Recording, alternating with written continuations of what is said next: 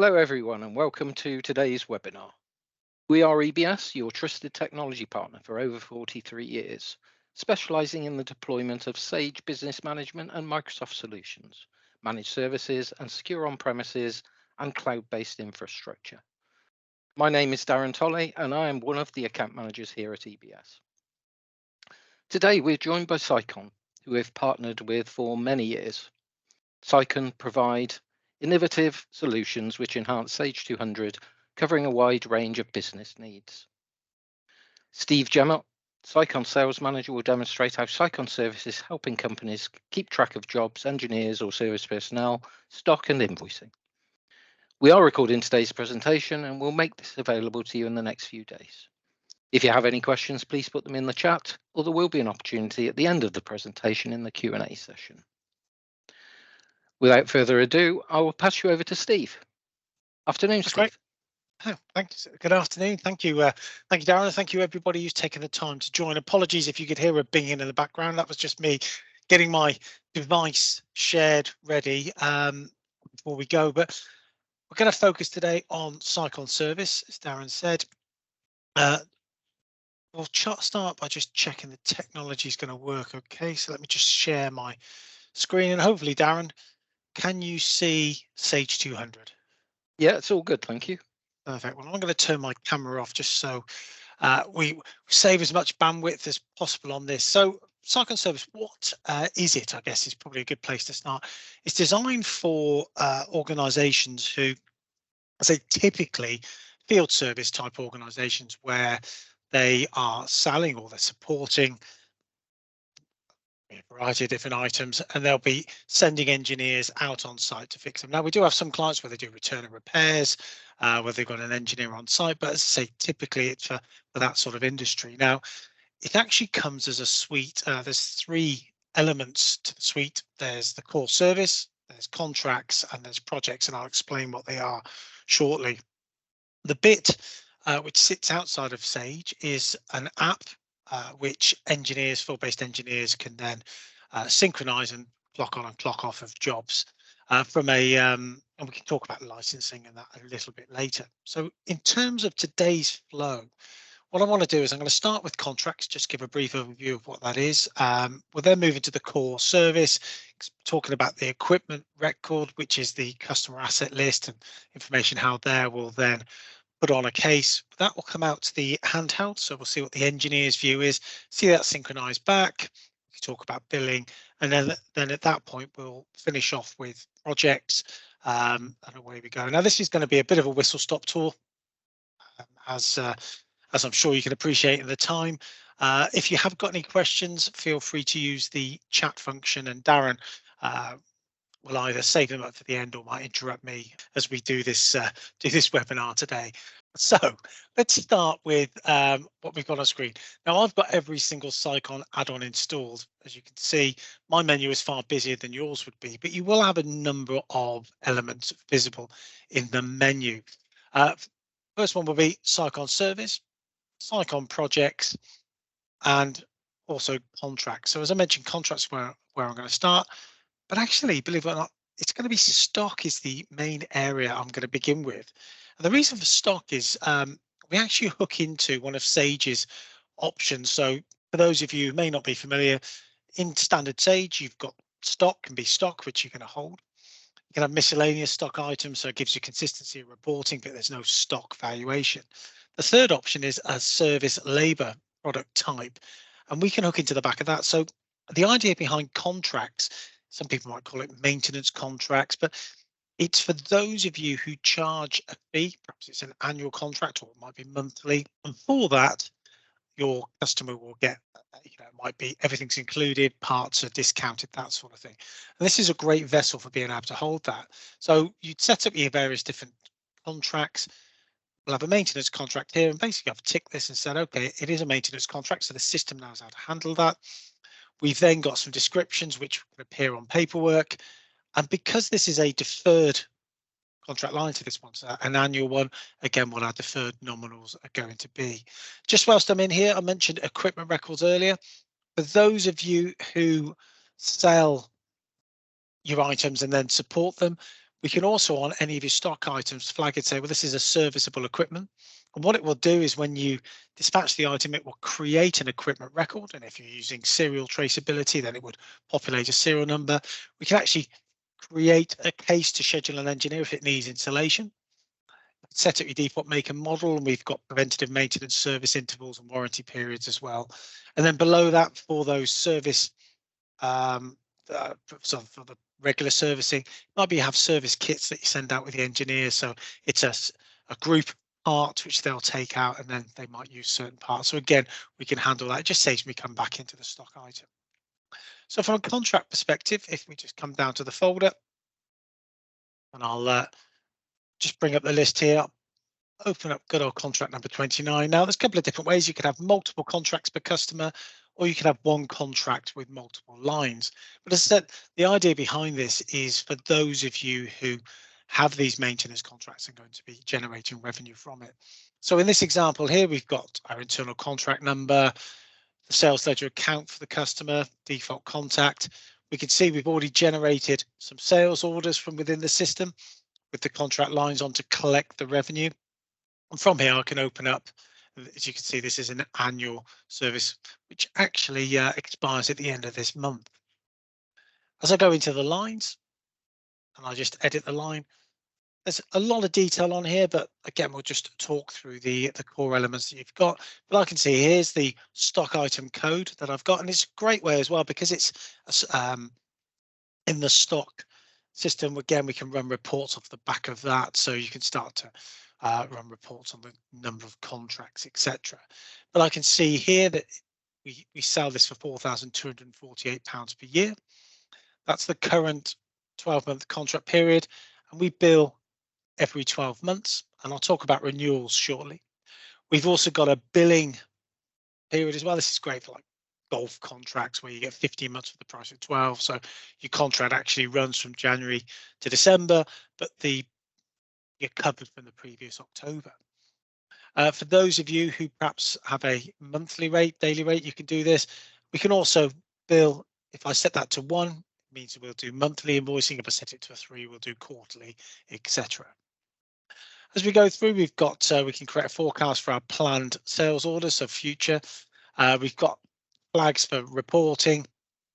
We can do amendments, so mid. So for us, where we sell user licenses for some of our solutions, again, it might be that the customer wants to reduce those or increase. We can amend this as well. Renewals. So this is being able to set up next year's renewal price, but I will talk about that shortly. For those of you using analysis codes on your sales orders, we can then pre-fill these. Of course, it's going to then tie in with the rest of your reports. But from a service perspective, we then come across here to these two tabs. And the first one is for this amount of money, everything's covered. They get our gold SLA, and I'll talk about that shortly. Rounding up the priorities, and we can do things like what's the mileage rate, but it might be that nothing's included.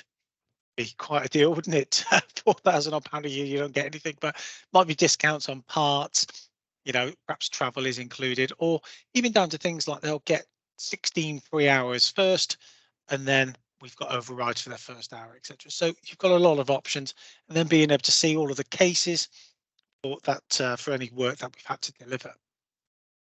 Once you've got your contract set up, we can then link our equipment. You can have multiple equipment, and remember, the equipment is the customer asset, so you can have multiple customer assets linked to a single contract line. Now we get a number of options if we come down to the processing. I mentioned renewals. So before we print off our renewal reminders, we can update. So for example, if I just say, show me any contracts that are due to end between, I'm just going to put these dates in here. We can calculate the renewal prices. Oh, hang on, sorry. Let me just make sure we get the right date range. So we can see there's my Alpeco one. Like I said, well, actually what we're going to do is we're going to increase this by 10%. So in line with inflation, calculate our renewal price. That's the current price. That's what the renewal price is going to be. And if I confirm those and process, that's going to update that renewal price on the contracts. We've got options down here then to print renewal reminders, use the standard Sage report layouts, but we can generate those. And what you'll notice is if I do that, it's actually saying the renewal month is August. In the settings, I've said the first reminder should go out 3 months before the renewal. So again, it's going to go out for those that are going to be renewing in August as well. We can then process our renewals as well. We've got things like variable billing. So for those of you perhaps have the old text message type subscription, so you don't know exactly what the bill is going to be each month, we've got options for that as well. But we can generate sales orders. If I click on display, it will show us all of the contracts where we have revenue to collect. The ones that are red, because they're overdue and I've not billed them, but we can select all, and that will generate sales orders ready for us to invoice and collect the revenue.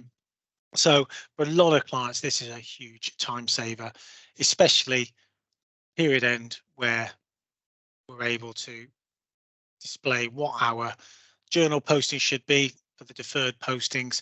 Often capturing and holding this in a spreadsheet. So what's the amount to defer? What have we transferred so far, and how much are we going to transfer this period? And as you post it, there's going to be a movement from the balance sheet to the P&L. Lots more to contracts, but I'm going to leave it there. As I said, it's a bit of a whistle-stop tour today. And I want to move down into the service, and you'll see then shortly how the contract ties in. But I've mentioned equipment a couple of times. So if I just amend my equipment records here. So this is a list of all of the equipment. If I can do things like if I search for a serial number, it's a way of being able to filter, and there's the equipment that I'm going to use today. So what we can see is it's out of warranty. The contract will be expiring soon. That's why that's amber. But obviously, if they're both green, then we know it's still in warranty. We know it's in contract.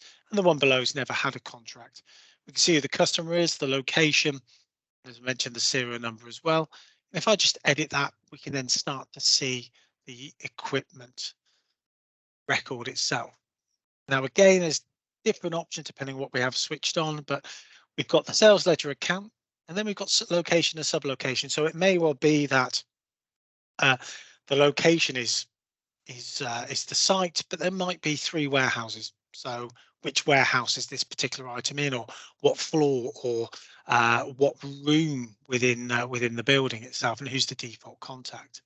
Top right hand corner, there's the contract and the contract line it's linked to.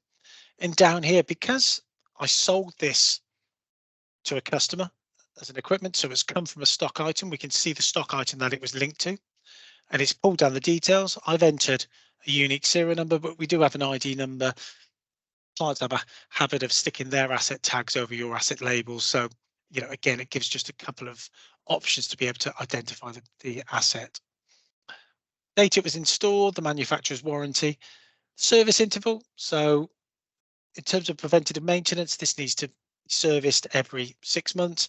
We do have service templates. So for those of you perhaps with multiple service schedules, again, that might be an option to explore. As we go along, we've got analysis codes, and you can have up to 150 of these, which can then appear on the handheld. So these will be set up on all of them. If you haven't filled something in, it's not going to be available, but where you have, then the engineers will be able to see these details on the handheld. Attachments, just if you've got any pertinent documents you want to store centrally here. The usual memo. Parts used in history. So this is a list of all the parts that have been used on service cases, and we can see the case reference number there. So again, just giving you that centralized view, as well as then a history of all of the cases, whether they're still open or whether they've been completed. So a full asset record.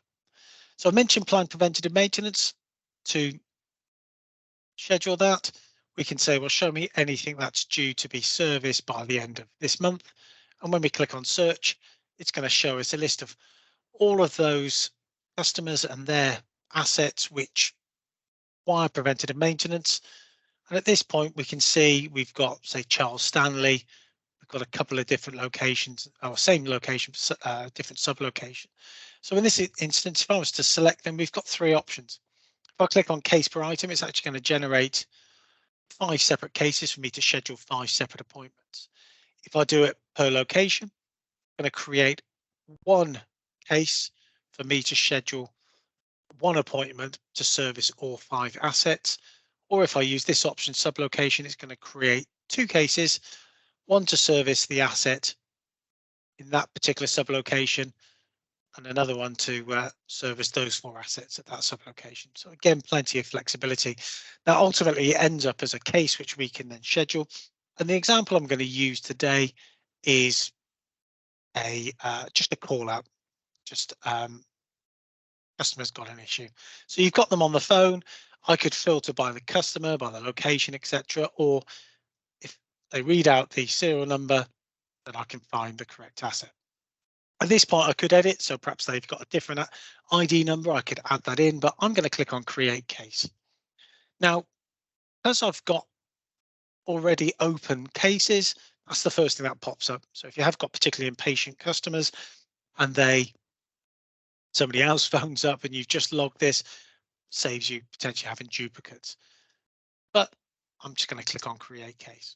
Now, because we're sat inside of Sage and all of this data is in the Sage database, we also have an option to be able to look at the sales ledger account and bring back some information. Now, this is the simple view, which just tells me there's 12 overdue invoices. There's a more complex view, which has some figures on there as well. Now, it's not going to stop me putting the case on, but it's a bit of a flag to say, well, are they going to pay those instances? And then we have the case record. So we can see a lot of the information has been pulled through from the records, such as that gold SLA that I mentioned earlier, the default contact details of the customer, as well as the address. We can enter a summary. Doesn't work. Hopefully you get something more than that. And we can fill in a bigger description. Customer order number, if they give you a PO number, the call date and time. So if for those of you using SLAs, what we can do is when we get to the tracking notes, different stages, we can set up an SLA. So I've got one, I think, for 4 hours from the data being logged. So by opening this up, if you've received an email, then put the date and time of the email.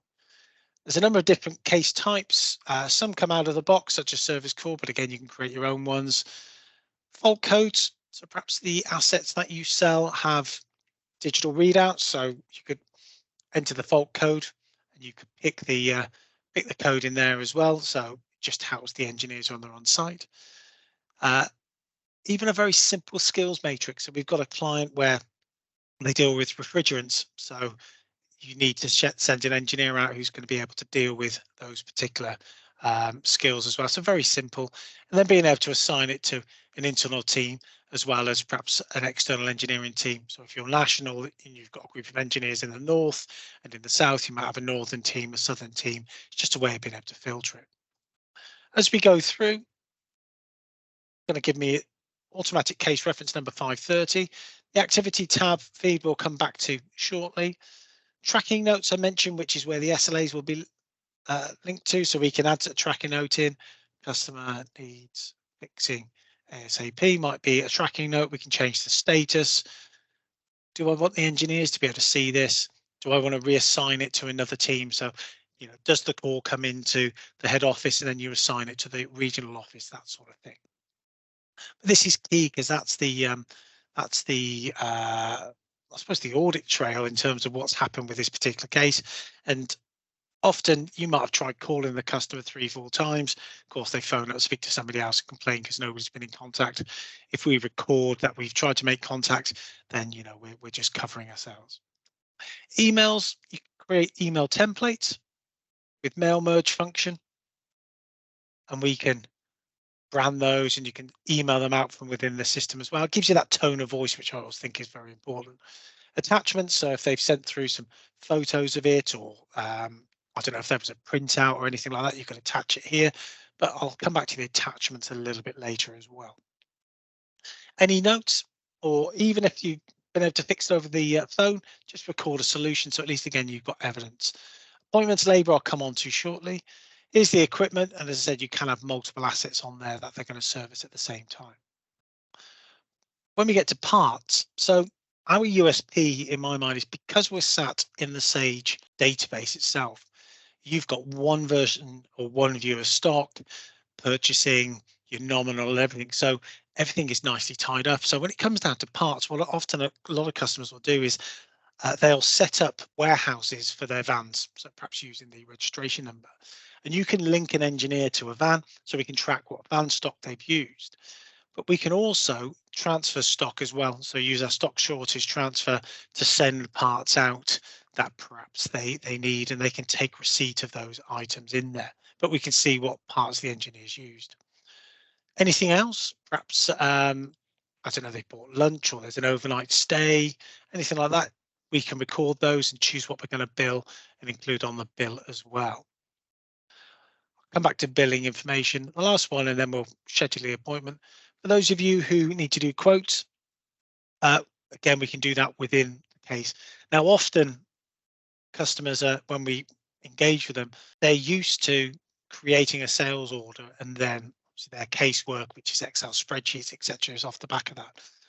We actually work the other way around.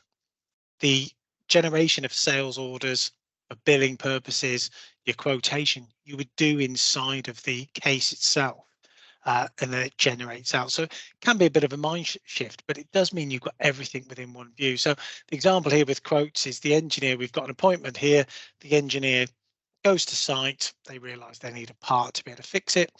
So they'll fill that in the notes. Head office then come back into that same case, and then they can create a quote. You can have stock items, free text on there. You can have multiple iterations of the quote. You can print it for the customer. But then when you set the status, you've won the quote.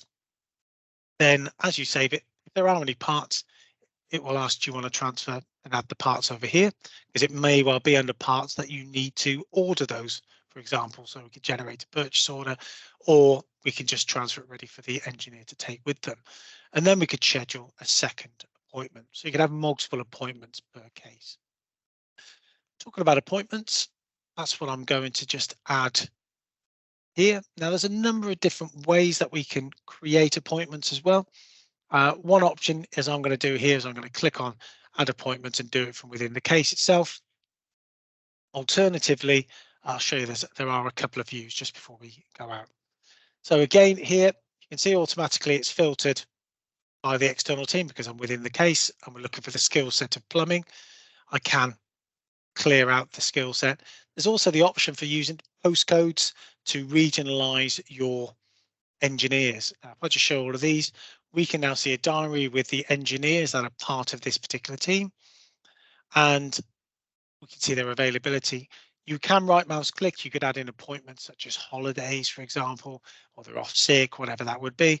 But if I want to schedule it for tomorrow, I can simply double click on here.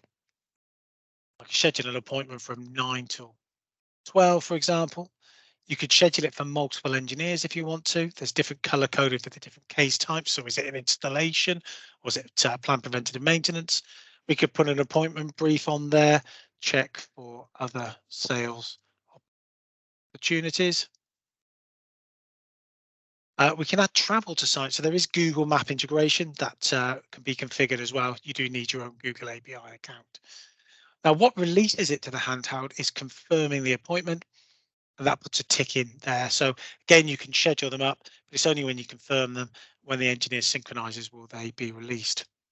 So I'm just going to save my case. Away we go. Now, if I close this down, I did mention the other diary views. So there is a list view, but the appointments for those of you who have different teams who do the scheduling.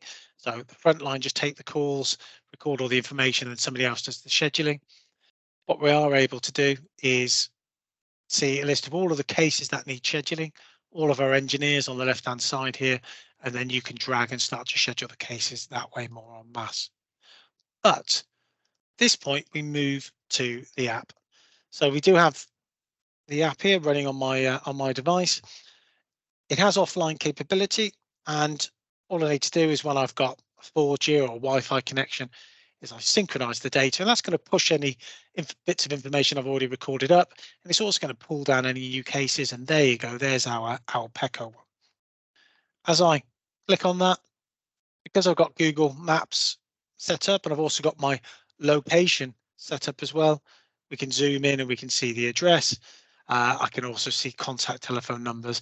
Now, as I always say on this, just to mitigate this, providing your engineer pulls over safely to the side of the road, turns the engine off, takes the keys out of the ignition, puts it on the passenger seat, they could pick up their device, perhaps if it was their phone, they could click on the phone icon and they could make a phone call from there.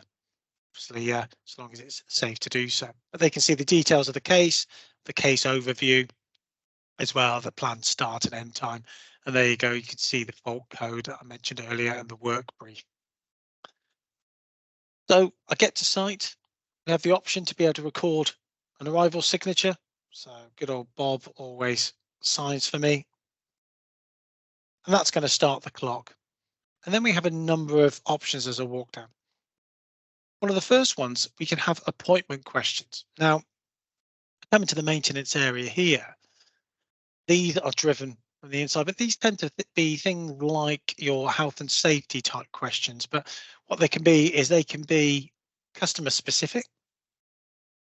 So here, this one's a multi-select option, but it might be customer specific and case type, or it might just be case type. So you can start to get these questions, and because they're stored in the database, of course, they can appear on reports as well. So I've got some examples here. You know, have I signed the health and safety document? What safety equipment am I using today? So let's go for those two. Have I ensured the area is safe? And is the customer aware I'm on site? So, you know, it might be that, yeah, you've got customer specific questions, or there's forms that they have to fill in. So have they filled in this particular form? Attachments. So I mentioned I was going to come to attachments a little bit later. So what I will do is, again, if I've got a device, I could take a photo or pick a file. So I'm going to take a photo. I'm just going to take a photo here of my Sage mug. But you can take multiple photos and synchronize those back. And again, we'll see that shortly. Then we get to our notes. So if you remember, with the tracking notes, I added the tracking note. So I can say, yep, I've read all of those. But I can add my own tracking notes. So perhaps those sales opportunities, you know, it might be worth contacting because I can see they've got a need for some more toner or whatever that would be. We can add those in there, or it might be a note to say we need, they're running low on this. It might be worth giving them a call in a month's time, anything like that. Then we get onto the item to be serviced, or items in this case. So as I click on this, it's going to tell me the details of warranty. And do you remember those analysis codes? You can see the details of those ones that had been filled in as well. Now, the app, as I mentioned, does work offline. However, there are certain elements that require online access, and one of those would be the history. So again, providing they've got access to Wi-Fi or 4G, depending what it is, they can see top level history of the previous cases, which is always useful if they're trying to see what parts were changed before. Now, talking about parts, this is where the engineer, either from their van, or it could be the stock that's been transferred, what they can do is they can say, well, what we're actually using is, I needed one of those. We can add parts from the van, or as I say, those transferred parts to that asset, and they are linked as well. Then we've got equipment questions. And again, just as you had with the appointment, we've got these equipment, but these, think of your job sheets. Now, I'm not going to suggest that we can replace every single job sheet. That's not always possible. It really, you know, without looking at it, it does depend. But these are great because, again, we can have yes, no's, we can have multi-select, take a photo. We can have workflow questions as well. So it starts to get a bit more complex in terms of the setup. But if you answer yes to this question, then display this question. If you answer no, then display a different question. But because it's linked to the asset, it can be asset and case type specific, could be asset and customer specific. You've got lots of options like that. So things like could be, get a multi-select. This is a choice. Some of them could be mandatory, and some of them could be free text. Does it require a return visit? So I'm going to save those, and that's my serviced items done. I could add parts the other way, and I can see what parts I've used as well. And there is on the menu a way of being able to receive those parts into your warehouse as well. I've got my work log. So what did I do? Fitted parts. Is the work complete? Is there any further action as well? To, you know, for example, we're going to need to quote for part X, Y, and Z. Then we can record in the time that I'm on site. So I'm going to say I'm actually going to cheat the system and say I got there at 12:30 or 12:29, and yeah, I'm leaving just now. And as I submit, I can show the customer and say, right, that's the time I've been on site. That's the work done. Fitter be parter. That's fitted parts. You can see, obviously I've rushed that, and that's probably not a bad thing. And I can show you what you can do with that later. There's the use parts, and if I sign, I can get the customer to enter their name, get a signature, and submit. And at that point, I can go back to the main menu. If I synchronize, point of synchronizing, it's now sending all of that bit. Now I'm actually in our office today, so this is connected to the internet via our guest Wi-Fi to the API, which connects your Sage system and the Sicon service to the app, and it's going to push and pull the details. So again, that's being done over the internet. So what's happened now? Well, if I come into the service desk, so this is where your people will work. If I just search, we can see all of the cases, and there's lots of filters here by sort, just in the opposite order. There's the case that I've put on, and that's green because I've got 3 hours 44 left of my service case. We've also got details such as the engineer's left site, but if I now edit the appointment, all of that information that we pulled through from via the API from the engineer's tablet will have been synchronized. So what do I mean by that? So the first things first, there's the activity field, so we can see time and that it was synchronized. We've got the tracking notes which have been updated as well. So the activity feed, the idea behind that is just the headline information, so you can see what's been going on and then drill down into the detail. So we can see the tracking notes there. The attachment, so if I just view this, there's a photo that I took, great resolution. In terms of the appointment, we can now see the scheduled time, but the actual time that I spent on site. And if I edit that, we've now got a lot more detail from the appointment on here as well. Things such as the arrival and departure signatures. I'll come up to the appointment questions. There's the parts I used and the answers there. If I edit my report, we can see the notes on there as well. And also you can see the work done. Now, there is a setting. We did take it out, and then a couple of customers said they did use it. So we put it back in. I personally wouldn't use this setting, but there is an option when the moment it synchronizes and that information hits Sage, the default report could fire straight off to the customer. Now, the reason I'm not a big fan of that is exactly this. So I've typed in fitted parts, or thought I typed in fitted parts, but this gives me the option to override it and just acknowledge that I've seen that before. So again, just make sure that we're happy with the grammar and the tone of voice, the details.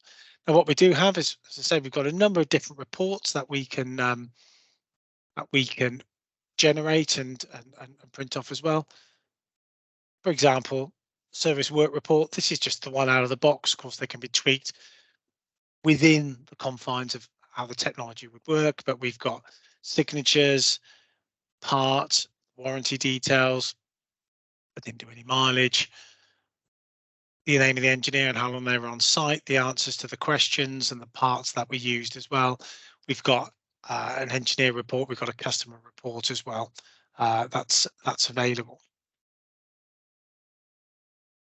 As we go through parts, we can see the parts that were used as well. And then we get to our billing info and billing summary. So at the moment, everything's included. So I'm actually going to just change this and say nothing's included. I'm going to save the case, and then I'm actually going to go back in. Now, the reason I'm doing that is so I can show you some more of the functionality. But of course, if everything was included, then we could just complete the case and away we go. But for those of you perhaps not using contracts, or these are items that aren't covered by the contract, we go to the billing summary. What's quite nice at the top here, we can see the parts that we used and the engineer's time. And down here, we start to build up an idea of the expected profit. And actually, if we come down to print, we've got a number of different case details and the appointment reports, but we've also got this billing summary, which I really like here, which you will have some financial details down there because I've not billed anything at the moment. But again, in the example where the engineer gets sent out, we need to quote for some parts. Well, he might want to bill for that first appointment, so we can part bill whilst we complete the rest of it. And then what this billing statement shows you is what's still remaining to be invoiced and what we've invoiced so far. But at the bottom here, we've got an option to say part bill the case, or actually we can complete the case. What completing the case does is it brings up this screen where I have the option to overwrite these. So it might be that they've had a complaint about my work. So what we're going to do is we're going to give my time free of charge, for example. Still got some options to tweak some of the billing options. This is the bit I wanted to point out. So again, we've got a couple of clients where the equipment is in the name, say, of the hospital, but actually you need to bill a warranty company or bill, Siemens, whoever it is. So that's by giving you the option to be able to invoice a different sales ledger account. It does give you some flexibility, but I'm happy to bill all of that. I could link it to an existing sales order or just generate a new one. I'm going to click on next and generate a new one. This pops up and just confirms our nominal postings for our cost of sales. If I click on confirm, a couple of things are happening. First is it's now completed my case 530. Do I want to create a follow-up case? So it may be that we don't want multiple appointments per case. So it might be that we complete this case and then schedule in a separate case. It really depends on your options. So I could create a follow-up case if I want to. I'm not going to bother there. And then there's my sales order.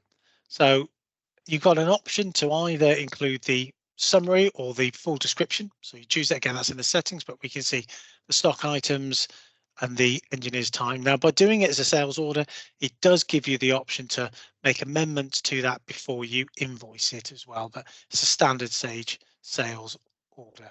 So if I just save that. So again, all of that is done from the confines of the Sicon solution. So all of your case management and the billing, and then finally, just a follow-up case closed,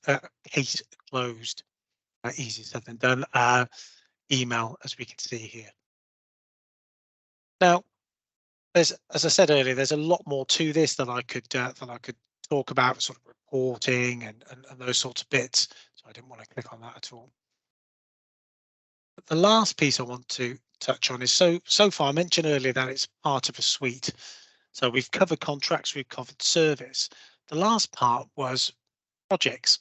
So it's the one element which often customers say, "Oh, just we don't need that." So it's switched on, but it's just hidden in the background. And you get to a point where customer will reach out to the business partner or to ourselves. They want to be able to track the profitability of their contracts. We can do that quite easily. So if I come into my projects list, now projects can be used elsewhere, and certainly it's a great utility in its own right. So that's a whole demo in its own right. For those of you perhaps wanting to track project costs as well, it can be utilized for that as well. But if you remember, my contract was contract number 29. I pointed that earlier. When I created the contract, it also created me a project. And because the equipment is linked to the project, so yeah, without having to do anything else, what we can see is our overall profitability for this particular contract, which I'm very happy with. So we can see all the revenues. If I scroll to the bottom, we can see from today's case, the Alpeco, there's our sales order line for the stock and for the labor. We can see that when we invoice, that's going to move across fully. We've also got the stock.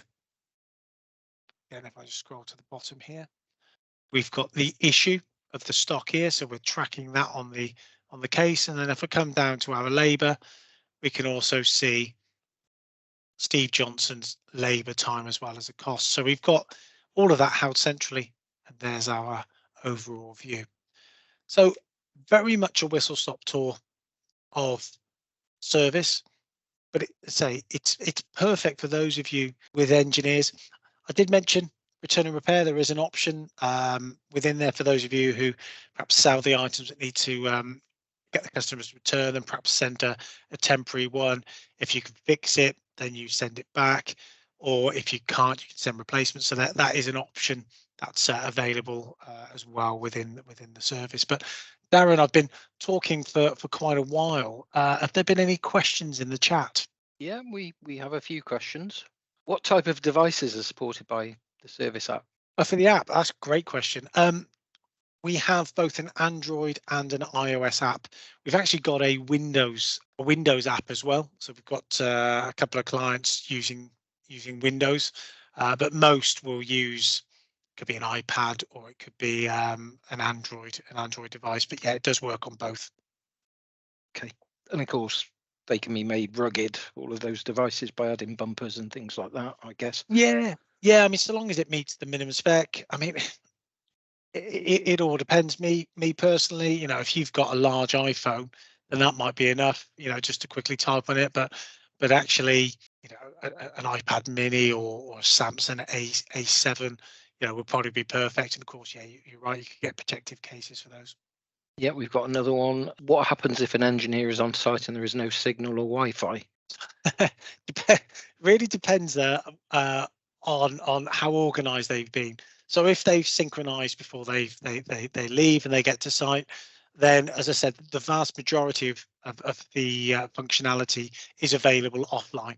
We've got clients where, yeah, there is no mobile signal, so they could then fill in the details, and then when they have Wi-Fi or 4G, they could synchronise the information or wait till they're back at the depot.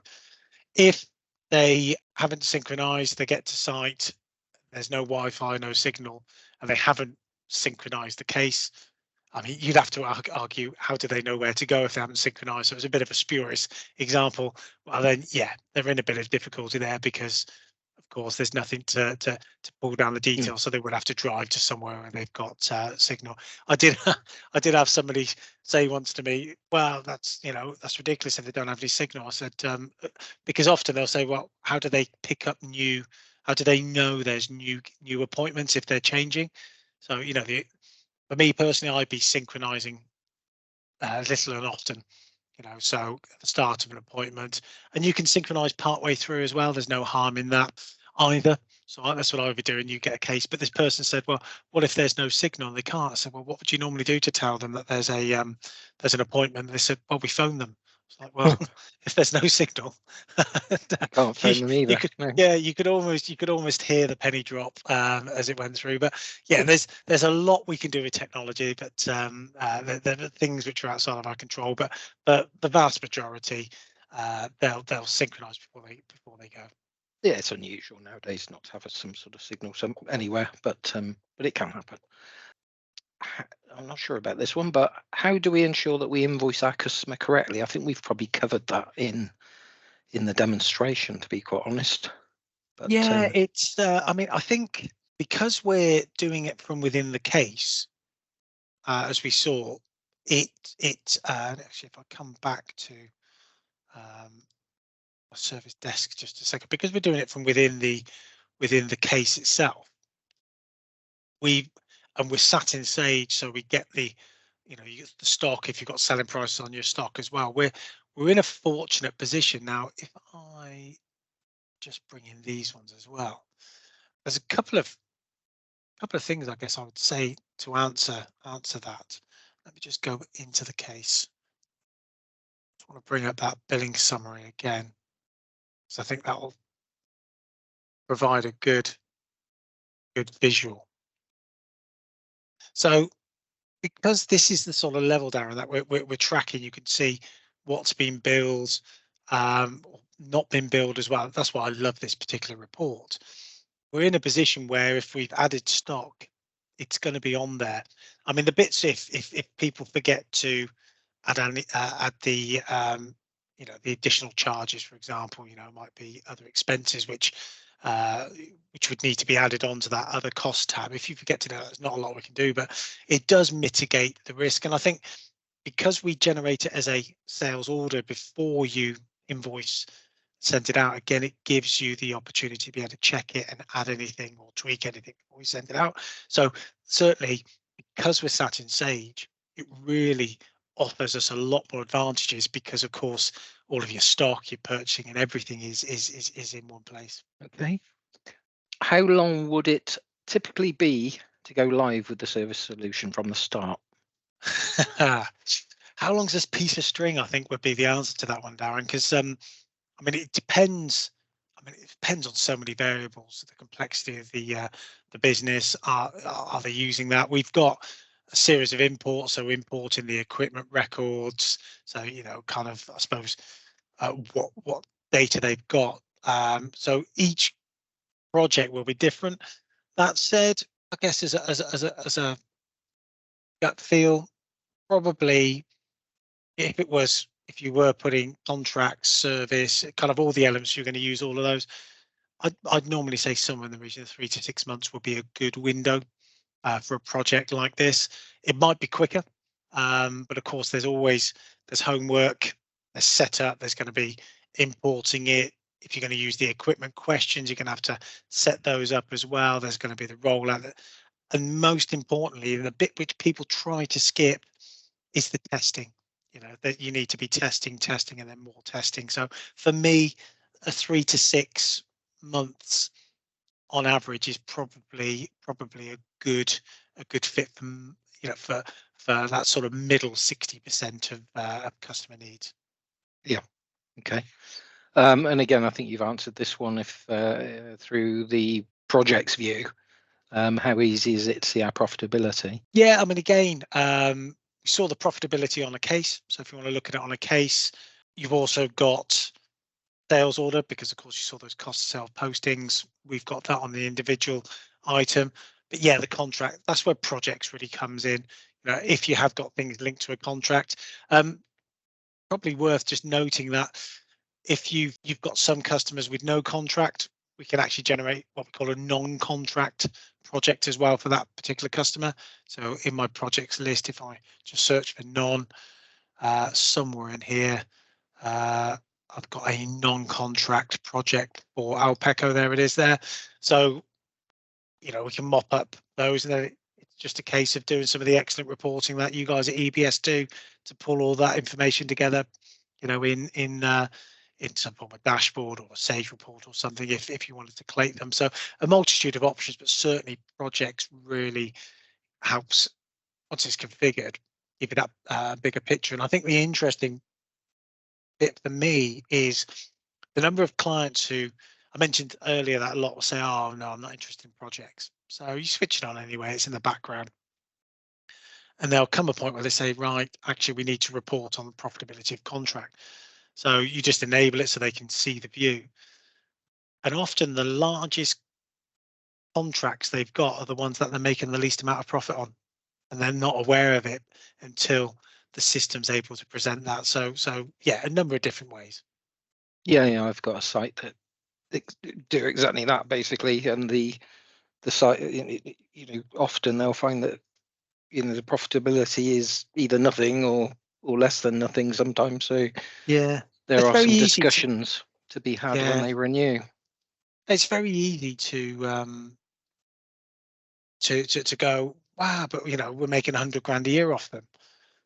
But then it's not until you start to look into the detail and realize that 95% of your cases are that one customer, and you include stock, and stock's gone up, etc., and your contract hasn't. So yeah, it's very easy to fall into that and just look at the top line.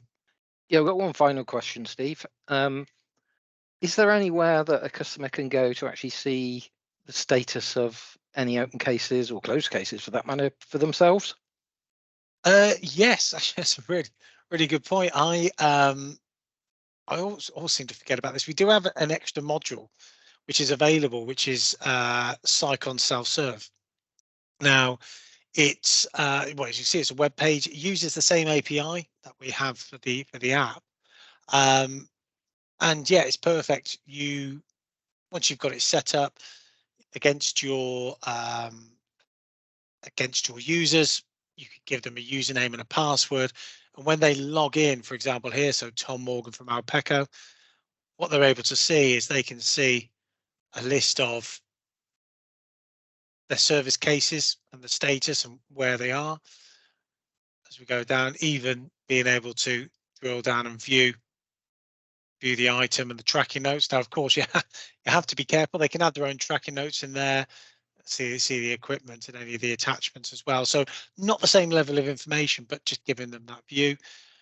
They can also view their assets and the details that you're holding. And you'll notice if I go back, there's an option as well that the customers can add cases for the equipment should they want them. So that's another way of being able to add them in. Also, there's an option to turn on projects. So if you're using projects or any projects now, I doubt you're going to let them see the let them see the project details itself. But I mean, it's just very simple. But we've got objectives. So this is nice if your customers are doing any project work. So the customer just needs to see the objectives and sort of the latest status. So yeah, we've kept it simple at the moment, but that's a really good view for customers as well, to be able to see those details. There are no more questions, so I guess we can finish up there, and thank everyone for watching today. And again, just a note to say that we run webinars quite regularly, so keep an eye on your inbox for invitations. Brilliant. Thanks, everybody. Thank you, everyone. Take care.